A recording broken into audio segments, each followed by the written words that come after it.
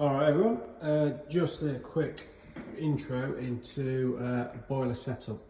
Now this is just going to be a brief overview of what each part of the boiler is and in regards to your wiring. So this is just a normal standard boiler, a new build house, all open up, dirty as fuck. So basically what we've got here, first part is the wiring centre.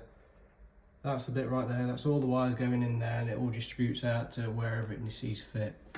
Next parts are your valves. Now this has got two zones, 1, 2. So that goes off to each of your zones heating, so that's your central heating.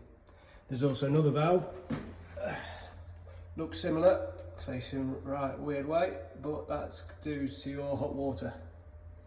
So that's those two valves. You also have your immersion heater. That's a big rod that heats up the water inside. Thermostat tells you how hot it is inside, regulates the temperature.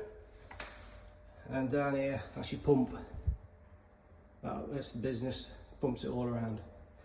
Last, not part of the boiler, but still important, isolation programmer. That was just a quick overview of what each of the parts are. Didn't go through wiring, but if you know what each parts are, it does help you. Cheers for that.